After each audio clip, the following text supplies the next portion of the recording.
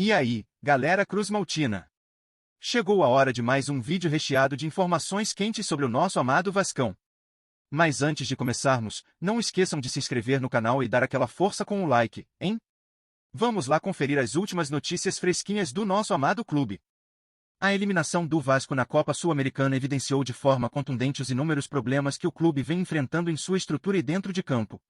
O empate sem brilho na última partida, diante da torcida que compareceu com expectativa e esperança, reforçou a sensação de frustração e desencanto que tomou conta dos vascaínos. O resultado agregado de 5-1 para o Independiente Del Valle escancarou a distância técnica entre as equipes, ao mesmo tempo, revelou uma série de falhas do time e da diretoria, desde a montagem do elenco até as decisões táticas.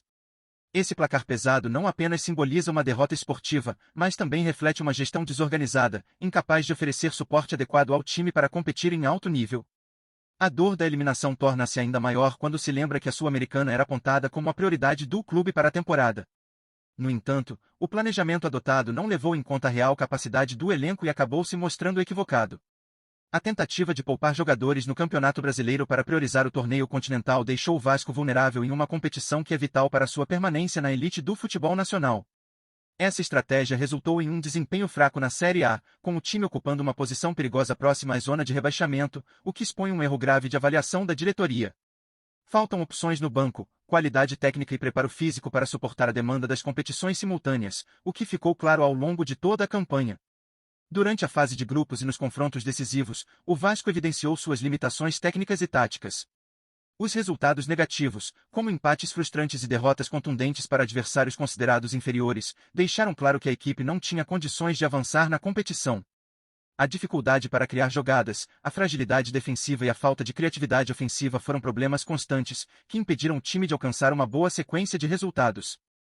O sonho de uma trajetória vitoriosa na Sul-Americana logo deu lugar a uma série de tropeços que geraram vergonha e indignação entre os torcedores, além de questionamentos sobre a competência da comissão técnica e da diretoria.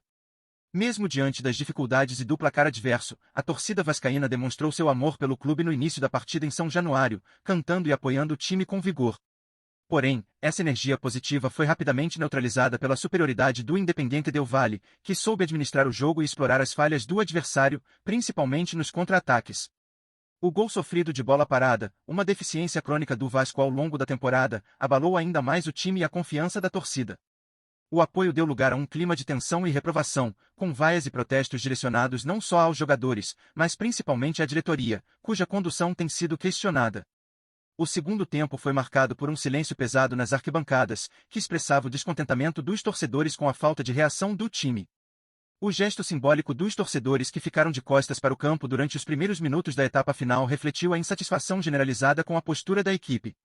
Apesar do gol de empate que poderia ter reacendido a esperança, o Vasco não conseguiu manter o ritmo e controlar o jogo, permitindo que o adversário seguisse com tranquilidade até o fim da partida. O episódio envolvendo o zagueiro João Vitor, que respondeu às vaias de forma provocativa, só contribuiu para o desgaste da relação entre jogadores e torcida, aprofundando a crise emocional dentro do clube. Após o jogo, o técnico Fernando Diniz admitiu o momento delicado vivido pelo Vasco e a dificuldade de encontrar soluções para os problemas crônicos da equipe. Sua fala revelou um sentimento de desgaste e impotência diante das limitações técnicas e estruturais do elenco, que ainda luta para manter a confiança dos torcedores. Sem expectativas de reforços significativos, o clube terá agora que redirecionar suas forças para a batalha no Campeonato Brasileiro, onde a prioridade passa a ser a luta contra o rebaixamento. O fracasso na Sul-Americana acabou por evidenciar com ainda mais clareza as falhas de planejamento e gestão, e o Vasco precisa urgentemente repensar sua estratégia para evitar um fim de temporada ainda mais preocupante e traumático para sua torcida. Além dos desafios dentro do gramado, a situação delicada do Vasco também reflete um cenário conturbado nos bastidores do clube. A falta de uma gestão transparente e eficiente tem gerado desgaste não apenas com a torcida, mas também entre os próprios profissionais que trabalham na equipe. Essa instabilidade administrativa se traduz diretamente no ambiente dentro do vestiário, onde a falta de confiança e união podem comprometer ainda mais o rendimento dos jogadores. A falta de respostas concretas sobre reforços, além das frequentes cobranças públicas e a pressão por resultados imediatos, criam um clima pesado que dificulta a recuperação do time, tanto técnica quanto emocionalmente. Para que o Vasco possa superar essa fase complicada, será necessário um esforço conjunto e uma revisão profunda das prioridades e estratégias adotadas até aqui. A comissão técnica terá que buscar novas alternativas táticas e uma melhor gestão do elenco, tentando extrair o máximo dos jogadores disponíveis. Paralelamente, a diretoria precisa agir com responsabilidade, planejando ações que estabilizem o clube no curto e médio prazo, evitando decisões precipitadas e focando na construção de um projeto consistente. A torcida, embora esteja cansada e frustrada, continuará sendo peça fundamental para manter o espírito do clube vivo, exigindo melhorias, mas também oferecendo apoio nas horas mais difíceis. Sem essa união, será ainda mais complicado reverter a situação e devolver ao Vasco o caminho das vitórias e da recuperação.